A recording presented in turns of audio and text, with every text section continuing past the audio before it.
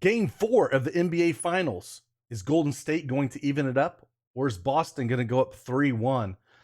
I don't think the NBA allows it. I think that they tie it up. You let me know. Let's go.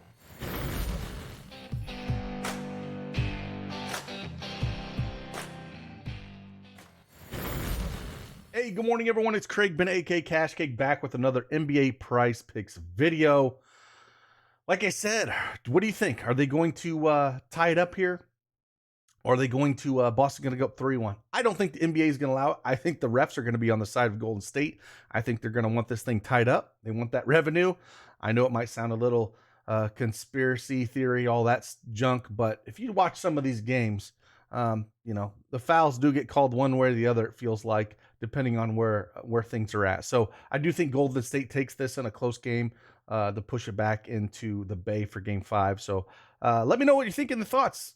But hey, hit that like button for me. Subscribe to the channel if you like this information. I've got 3 picks for you tonight that we'll go through each and every one of them. And again, I'll show you the tools that I use over at my friends at ODDSJAM. Let's just dive right into it. Let's go.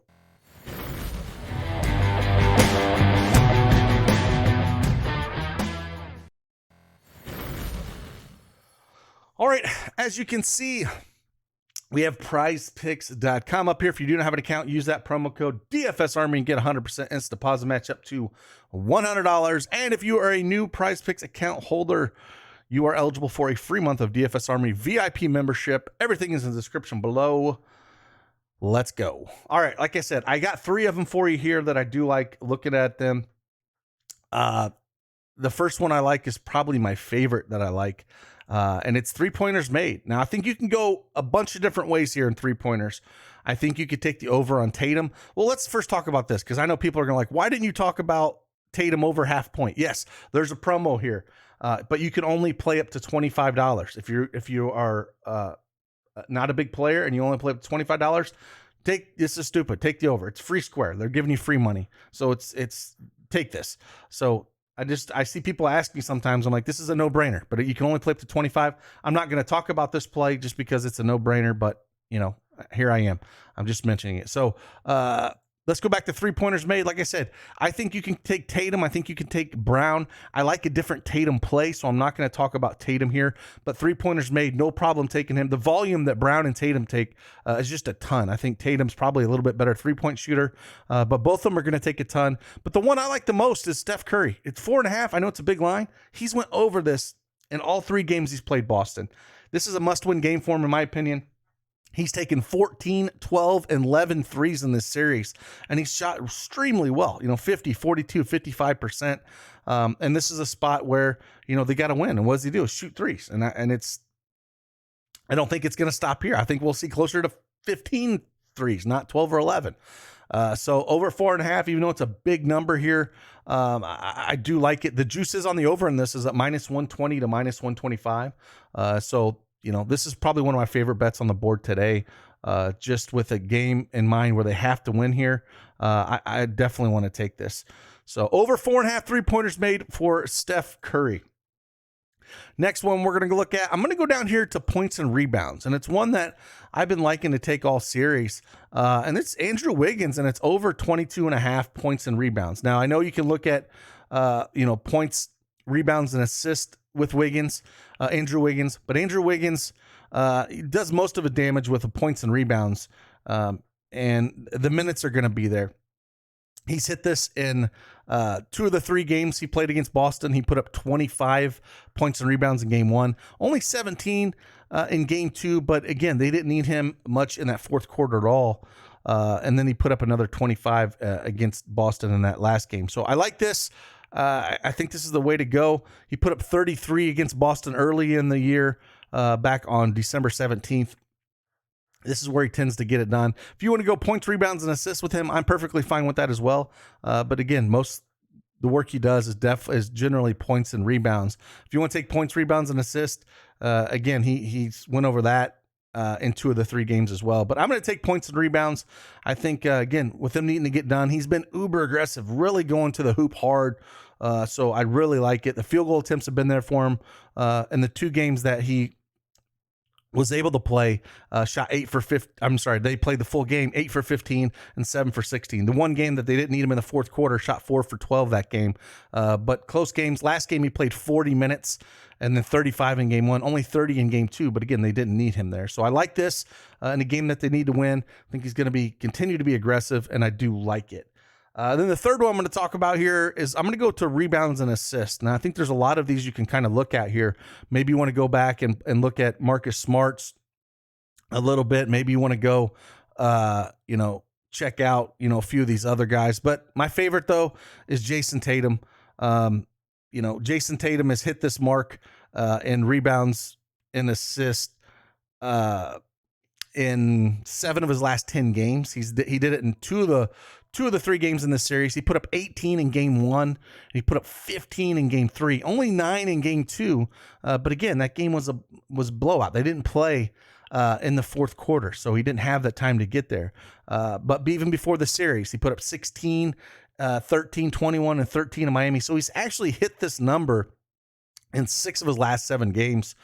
We were on this number, of course, the game that he blew out. But I'm going to go right back to this. I think it's going to be a close game. I do think Golden State does win this. But I'm going to take the over and rebounds and assists. And if you want to know my favorite bet, just bet all around. It's been absolutely money. Golden State third quarter money line. Those dudes come out in the third quarter and they just crush. I think I got it this morning at like minus 105 over on DraftKings. So if you want to just have a regular bet, I really like that Golden State third quarter money line. For whatever reason, they come out and they just crush in the third quarter. So it's one that I do like here. But let's go take a look at our friends over at ODDSJAM, and I'll kind of show you about their tool a little bit. Let's go.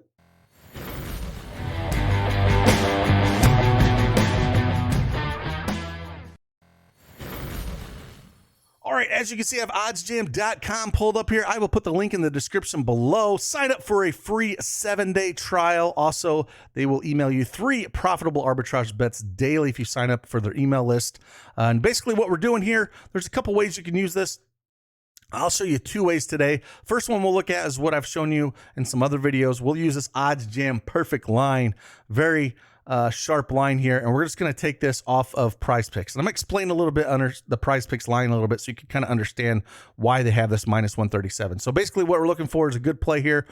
Wiggins over 1.5 to get a minus 134. So something like this, you might want to take a shot. He's not that great of a 3-point shooter, but maybe you want to take a shot at this. The reason why they have this at minus 137 is because this is just math, right? If you do a 2-pick power play, it's basically plus 200 odds. So if you parlay two plays at Prizepicks, it would be minus 137. If you put two plays together at Prizepicks at minus 137, you get plus 200. So that's kind of why they do that. The odds would change a little bit if you had a 3-man or a 4-man, but this is talking about just 2, and that's why it's this minus 137. Because again, Prizepicks, it's just math. It doesn't matter if you take the over or the under.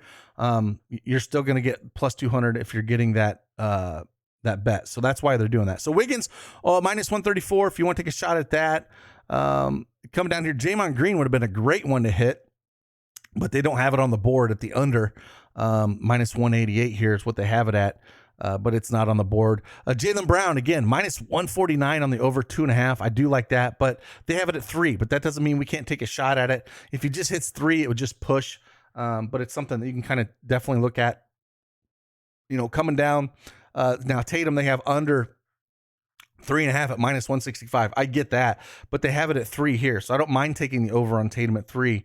But the books have it at 3.5.